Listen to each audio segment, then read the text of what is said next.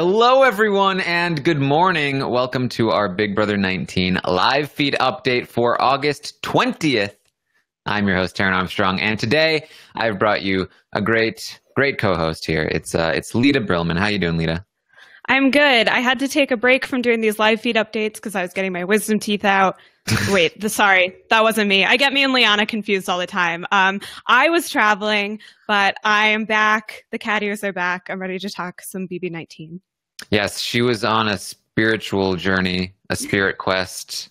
We talked all about it on the American Ninja Warrior podcast, but she is back for now and talking about Big Brother 19. And we are going to tell you everything that happened on the feeds yesterday.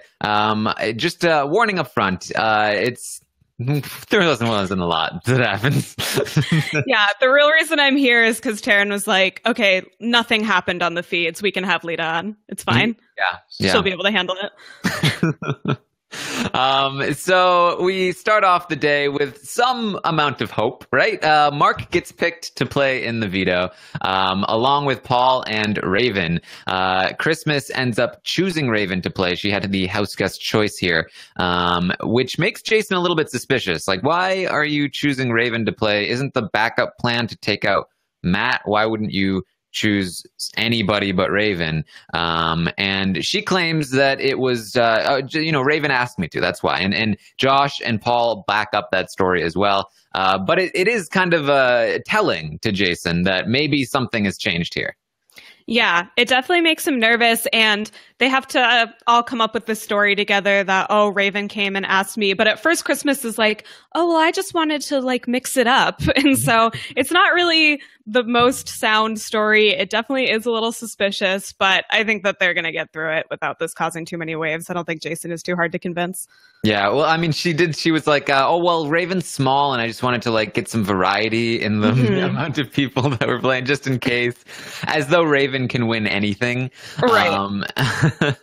So we then get Alex and Paul discussing, they had a theory about Kevin, especially now that Derek has come into the house.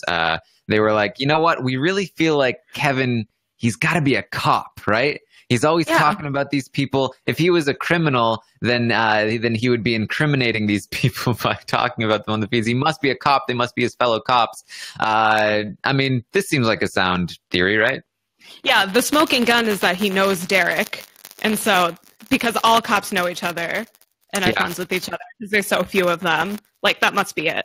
It must be. I mean, it makes sense to me. I mean, if I was in the house, I would automatically think that there are at least 5 cops in there with me. Yeah, I think that, and then them bringing Derek in for the special episode completely unnecessarily got the wheels turning. Must be a nod to Kevin being an undercover cop. Because we all know that if there was an undercover cop that was trying to keep that a secret, what CBS would do is introduce another undercover cop who also kept it a secret into the house as just whoa, isn't this fun? Yeah, definitely. I think that this is a very smart theory. Good job, Alex. Always with the logical conclusions. Yes. So Paul is talking to Christmas and saying, as soon as we get Jason out, Alex and Kevin will be at each other's throats because they cannot get along. Alex and Kevin, I mean, she thinks he's a cop. She has never liked him very much. This Paul is very much seeing Jason as the center of this alliance here. And Lita, if I can get you to just bounce out and unplug your mic and replug it and then bounce back in, that'd be. Oh my God. This always happens to me. Okay, bye. Just vamp, Taran. See you soon. I will vamp to my heart's desire. So this is Paul's plan to get Jason out so that Alex and Kevin will not be able to work together. That's the reason why he's getting there.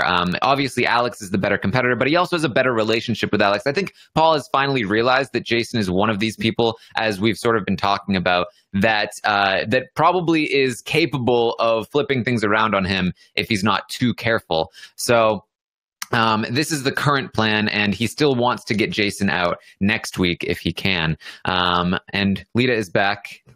Were you gossiping about me? I said all sorts of great things about you. I don't know what you're talking about. So then we get the have-nots. And Christmas, of course, makes Mark a have-not with Josh, who volunteered. And, you know, it's at least they're not just doing like a rotation, right? Yeah, whatever. This is so like Mark's already on the outside. Like he would probably do that. What are they still doing, the purple and orange boxes, like, and then make himself a have-not for 2 weeks in a row again? It doesn't matter.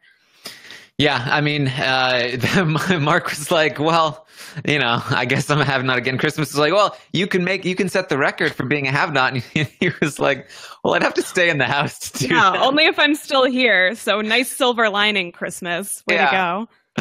And Jason then is, as I mentioned, he's starting to feel a little like suspicious. Like, what's going on here? Why did she choose Raven to play in the veto? He starts to voice some of his concerns to Kevin about maybe I am the backup target here. Actually, what he says is maybe I'm getting backdoored, which, I mean, come on, Jason. I know you don't know Big Brother, but you can be a little better than that. It's terrible terminology, but it's the same thing as a blind side to him. It's all just different strategy terms. I mean, like normally when people say backdoor, it's like, oh, I'm getting put up on the block after I played the veto, or it's like whatever. Like literally, if you got put up on the block from the get-go, it's not even close to a back. That's a front door. It's come on, Jason. So he's talking to Kevin about this and he's concerned. But Kevin is saying, don't worry, you're getting paranoid. You are not getting backdoored here. Maybe he's using it in the literal term, and maybe he thinks, yeah, maybe you may be getting voted out, but you're not getting backdoored. That's for sure. Yeah. Well, he's not wrong. No, he's not. And then Christmas has a conversation with Kevin that's like, so Kevin has basically been going around saying, oh man, if Mark wins the veto, we're going to get out Jason, or we're going to get out Matt. We got to get Matt out.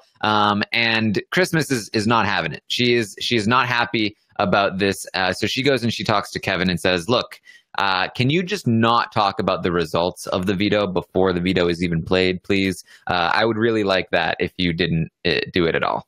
Yeah, and Kevin does his usual thing where he's like, what are you talking about? I'm not talking to anyone. I've never said anything. I've never talked to anyone in my life. What, I didn't say anything. I'm not a cop. What are you talking about? Wait, sorry. I haven't said a word. It's the exact same thing of when Paul confronted him for talking to Cody too much, and he was like, what I've never talked to Cody. I don't even know who Cody is. I don't know. What are you saying? What's that guy, Malcolm? I don't understand. Yeah. Who are you talking about? Never heard of him. Kevin really does, like, anytime a former house guest gets referenced or comes into the house, he will automatically just, who is this? Who's it? Like, come on. We know what you're doing, Kevin. We know you know Derek from cop school. Exactly. You hang out all the time. You're in the big cop group chat. So Mark has a conversation with Josh, he's like, you know what, guys, thank you for not isolating me, because you could have easily done that, but you're not doing that. We're still talking, we're still having some conversations. And Josh is like, yeah, you're welcome, because we're awesome. Mark is so just like, it's not gonna get him anywhere to like just be really kind and be grateful and thankful for any opportunities or whatever. Like, this is his whole approach this week. It's just like, well, if it's gonna hurt your game, then don't keep me. But like, I wish you would. But don't do that. And like, thanks for being nice to me. And like, this is not how you save yourself. I know there's very little hope, but he's like not doing what he needs to do. Well, I think in some circumstances, sort of like playing dead can be useful, but not in this house, because, and we'll talk about this later, but the problem here is that there's a very set structure, and nobody wants to disrupt that structure because they feel like they're on the winning end of it. So he needs to disrupt the structure if he wants any chance of winning, or surviving even. But playing dead is not going to do that. And honestly, even if he did try, it's probably not going to do that either. But I do think he has some options, and we'll discuss those at the end, because again, there's not much else to talk about. Yeah. Well, playing dead is the move if it's like between you and one other person, and one person is really scrambling and fighting tooth and nail, and then, people are going to want to keep the person who's playing dead. But this is not one of those situations. It's not between him and one other person. Right. When you're up against Matt, who has been playing dead all season long, you can't out-dead him. Exactly. You can't out-dead the master of playing dead. Yes. He's talking to Josh. What Mark says is that he feels like, it wasn't my relationship with Cody that ruined my game here. Even if I had just completely cut Cody out, you still would have gone after me. Like, I still would have been on the bottom of this list. I still would be going at basically the exact same time. The real problem, the real mistake that we made was when Elena let Alex win that HOH on the wall. She gave it up and let Alex win, and then Alex ends up taking out Dominique, and that just with Dominique gone, their power structure, the showman's power structure, kind of crumbles. And I don't think he doesn't say this to Josh, but it really is part of what allowed Paul to take total control, because the showman's is no longer had power, and he was able to balance that power between the Josh Christmas, Alex Jason contingent, and then the two showman's contingent. So I think he's kind of right here. I think it was a mistake to let Alex get that HOH for sure. And I think we talked about that as well. Like, if you're Elena, Alex just voted against you that week. This is not a good thing. But Elena's gone. We don't need to continue to critique her game. Yeah. I mean, that's a good point, because that's what I think he's correct in pinpointing that moment as when it all went wrong, because that's what started the ball rolling after Dominique went home. It's like, really, we're going to go after Ramses? Like, that's not going to benefit anyone except the people who are already in power, getting rid of these like tiny players. But the more players go, the less of an opportunity there is to flip. And now that window is just completely closed and has been for a couple weeks. Yes. So speaking of, Mark being against somebody else on the block, we have the veto competition. And this was so obviously a disappointing result here. Mark does not win the veto, but it also, this was the first time we ever had this as a veto competition. We had the slip and slide competition. As far as I'm aware, it's the one where you go back, it's all slippery, you got to carry some liquid over, fill up the jug. This has always been an HOH competition, and it's always been on the feeds before. But this time it was a veto competition, and it was not on the feeds. And obviously, with a disappointing result, a lot of people are just like, that sucks. Like, not only did you cut the feeds after the double eviction, which is one of the best times for the feeds, you cut them for one of the fan favorite watch the competition on the feeds competitions, and it was also an incredibly disappointing result that basically ends the week tonight. So I'm seeing a lot of people like, you know what, I don't know if I could continue watching this season. Yeah, it's like they want people to cancel their all access. Like, it was already happening, and then they were like, let's just not let them watch one of the most fun things to watch for like seemingly no reason. Yeah, just I completely support, just like we talked about it on the Taran show when Jordan quit RHAP. It was like, I'm disappointed, but I respect your decision because it's what's going to make you happy. If you need to stop watching Big Brother 19, I want to support your decision because it's what makes you happy. Just make sure you keep watching the podcast. That's all. Just watch the updates. It's fine. We do this for you. That's the whole point of this. So you don't have to subject yourself to this. You don't have to watch because we are here to make fun of these people for you. So with Jason having the veto, he is obviously going to pull himself off the block, and Mark is going to be the replacement nominee as of right now. It's really hard to see anything changing that, and he will almost certainly be going home this week. Yeah, I don't really see. There was like all of these talks that were sort of interesting to unpack about like, oh, it might be 3-3 if Mark wins the veto. And now it's just like all of the strategy talk from the entire last 24 hours is totally irrelevant. Yeah, basically. What happens is Paul goes around and confirms to everyone, okay, so we're getting Mark out this week, and now that Jason has won this veto, he is too good at these competitions. We're getting Jason out next week for sure. And it's confirmed Jason's next. And then he goes upstairs, talks to Jason. He's like, dude, we're golden. You and me till the end. Best buds forever. And if there's anything to continue watching this season for, it is this. Like, if you are a fan of the strategy, I think it is, for me at least, it is fun to watch Paul just completely snow these people. It's what I enjoy for watching this season, watching any season. I am somebody that enjoyed watching Derek do his work, and it's not only is Paul doing well, but he's getting better every single week. And it's almost getting to the point where, we were asked, would you take Paul's chances over the field? I think I have to start taking Paul's chances over the field at this point. Like, even if the math isn't for it, he's just doing so well. And if you're interested in like optimal big brother strategy, I think it's worth it to check this out, especially if you listen to our podcast on Friday about the psychology of what's happening. I've had a lot of people that were like, now after listening to that podcast, I'm looking at this season entirely differently, and I'm looking at what Paul's doing in a different light. And it's a little more interesting to be able to analyze it from that way. So I do still think there's some fun stuff to be watching this season. I'll happily take Paul over the field because I have never made a correct winner prediction in my entire life.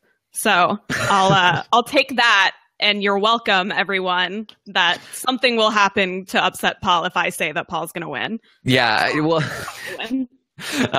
Lita was never a fan of Paul, even last season. And I remember we were actually in the airport on the way back from Vegas because we had gone to Vegas for the American Ninja Warrior finals. And that's when the Hamster Watch spoilers that Paul was going to be joining the season came out. And she was like, no. Taran was like, your favorite is coming back. And I immediately knew. Yeah. Like, no, not again. And what I told her was, but don't worry, he's going to be hated. Everyone's going to hate him because that's what happens to returning players. And you were like, that's not enough consolation. No, it's not. Because it's not even really, like, it's kind of happened. Like, some people have definitely turned against him, but it's just made the Paul fans stronger and, like, more vocal. And I think that it really is fine to like Paul. Like, I'm not trying to tell people who to like. I'm just saying it has made the season a little bit tougher for me. All right. Well, so I mean, that's really it. The plan is to take Jason out next week. It will hopefully, in Paul's eyes, solidify that Alex will be, his lapdog. Kevin will be on the outs and not able to work with Alex. Mark will be gone, and Paul will be able to just march to the end at that point. I think he'll then take out Matt probably, and then he's in a really dominating position here. So much so that I can't even say the word. It's like, what? No, Paul isn't dominating. What are you talking about? So, as Lita mentioned, Mark does make a pitch here to Christmas. Look, okay. I mean, I understand, it's fine that you're going to backdoor me, but I could be an ally if I stayed. I could help you out. I mean, I know that like it's hard to go against the group, and if it's not good for your game, then I totally understand. Like, you shouldn't keep me if it's not good for the group. And if it's really the case that Matt and Raven are going to be targeted next and not you guys, then it is probably your best move to take me out. So, but just think about it, because again, I could be an ally for you. Just think about it. And Christmas says, sure, I'll think about it. Yeah, and then he checks up like an hour later and is like, so are you still thinking about it? Like, his pitch isn't anything about like, here's how I can help your game. It's like, if I might be able to help your game, then think about it. Like, no, make an argument. Tell her why you can help her game, even if it's a lie. Like, figure something out. Don't just be like, if you think of any reason to keep me, like, then do. Like, don't leave that up to her. Well, this is what this is what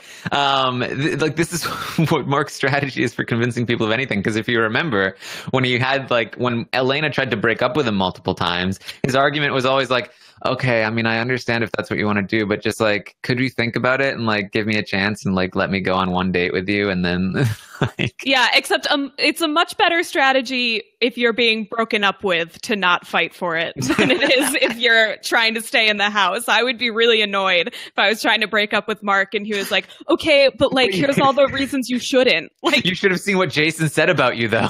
You need me to be with you. Yeah, that's not the time to kick it into high gear. So I'm fine with him not doing that with Elena, but to stay in the house, I think he could come up with something. So, I mean, is there anything that Mark can say at this point? I mean, obviously, you'd think like the thing he'd have to do is figure out that the next target is Jason. And then if he's able to do that, then maybe he can get Jason, he can get Alex even, and maybe he can get Kevin. And I mean, even that is kind of like a Herculean task at this point, because they are so within the, control of Paul and his little puppet strings. But even if he did that, that's only 3 votes, and Christmas would still break the tie to evict him. So is there any hope for Mark, or is he done? I don't know what he can do, but he has literally nothing to lose, as a lot of people have pointed out. So it can't hurt for him to just try to find any tiny crack and just go to everyone. And like, what are they going to do? Get mad at him? Who cares?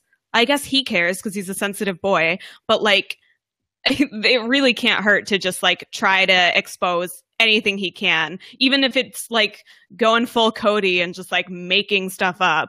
Like, it doesn't matter.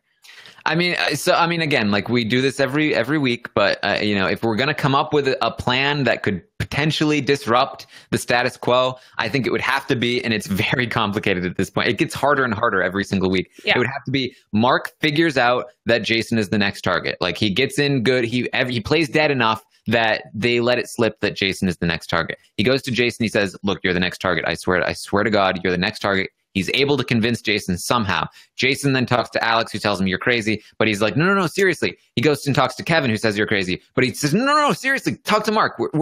I'm the next target. We have to do this. And then if he's able to convince Kevin, and then he says, look, this is what Paul was saying about you, Kevin. And then Kevin tells him all the information that no, Paul told me to do the hinky vote. He's known about the 25K all along. Then Jason's like, whoa. And then he goes to Alex with that. And then maybe he's able to convince Alex, oh no, wow, we are getting played. And then he's got 3 people on his side now. And then with those 3 people, he's able to go to Matt and Raven and say, look, Matt and Raven, Alex is able to tell him, no, Paul has been targeting you for a long time. You're totally going after Jason. It's totally the thing that's going to happen. You can't trust Paul. He's been with us. He's been with you. He's playing us all. We got to turn against Paul. That's got to be what happens. And then they gather up this army, and then they keep Mark in the house, only they can't do that because Matt is on the block.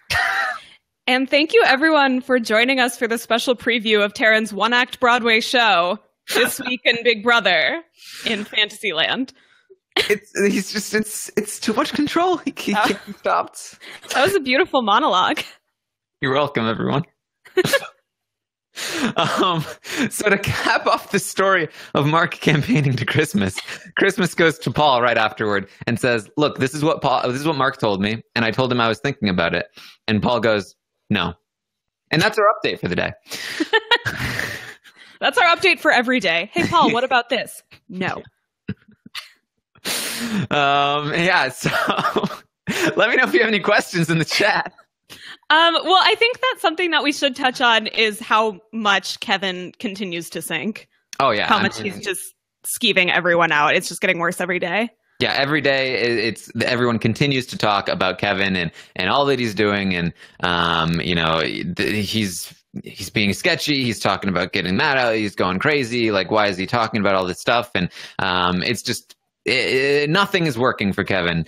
I don't know. Everyone in the comments is saying Zingbot. Yes, Zingbot was there for the veto competition. They all got zinged. And now I'm blanking on what some of the zings that came out. I think they made fun of Josh's weight. Great. Yeah. I think they maybe called Paul a general or something. I don't know. I didn't pay much attention. I don't want to spoil myself. Yeah, that's how I feel too. But I heard they weren't great. But I might be spoiled on the zings because of RuPaul's Drag Race and the reading competitions. Oh, wow. Which are way better than Zingbot. Oh, whoa. I was watching reading competitions way before Zingbot. I'm so cool. I just think that Brent and I need to get on here and do our own zings, as we did on the RuPaul's Drag Race podcast.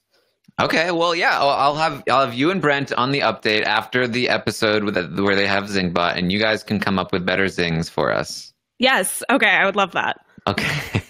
Sounds good. We'll have something to do for that update. Yeah. Nikki says the zing was something about his emotions fluctuating as much as his weight. It's pretty harsh. Below the belt, Zingbot. Yeah. Michael says, read Taran, Lita. I will read Taran for filth. But I'm so clean. My God. Just give me a little time to prepare for that reading podcast, and we'll zing Taran. Okay. There was also some controversy in the house about a rat. We talked about it yesterday. They were finding rats in the house. For a while, they were like, no, this is a fake rat. They're doing the Big Brother 16 thing. But Raven was like, no, I swear I saw a rat. And so then they got some rat-proof containers. And so now it's official. There's a rat in the house. Yeah, and Raven can't touch them because it'll destroy her pacemaker or something. Yeah, well, I mean, the rat has a very large beard, so they need to be very careful about the hygienic aspects of it. What? I'm calling Paul the rat. Oh. Um, No, she said something about how she can't like do something. She can't touch the rat trap because like it will mess with her pacemaker or something. Yeah, yeah. It was an electric trap, and it'll mess with her pacemaker. She also can't get struck by lightning because that would obviously, with her pacemaker being struck by lightning, would be so deadly. Right, but her mom got struck by lightning. Yes, because she didn't have a pacemaker yet. Oh, I see. Okay. It's hard for me to follow the chronology of Raven's life and her mom's chronicles. Well, if we're going to talk about Raven, I mean, she also developed some arthritis yesterday. That's so sad. Yeah. She diagnosed herself with that? Yeah, it was unfortunate. She came down with a case of it. Hopefully she gets better soon. It's a 24-hour arthritis bug. Yeah. So, yeah, I mean, there we go.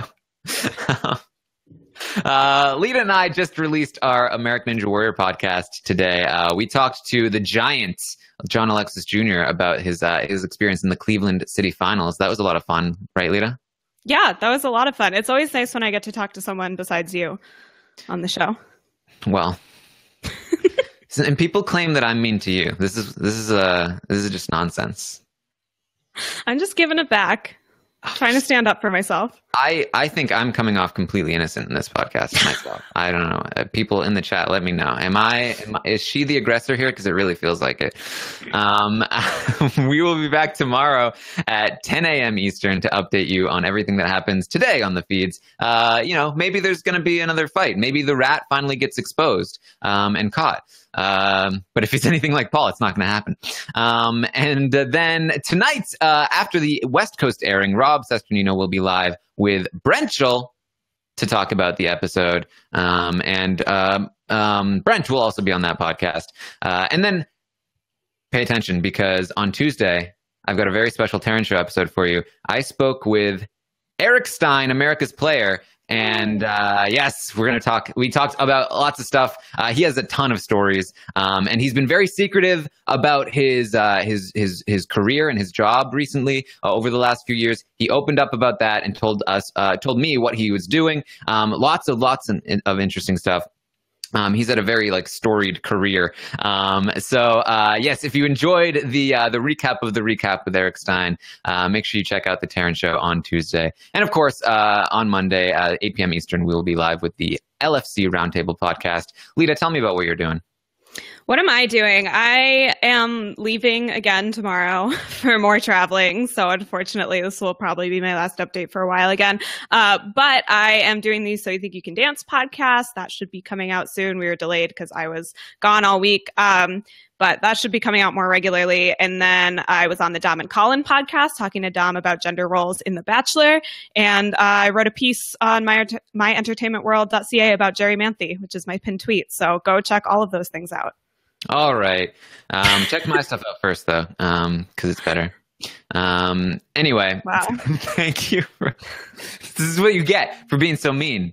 I'm just giving it back. That's all okay. it is. Yeah, sure. Okay, so that is our update for today. Thank you all for joining us.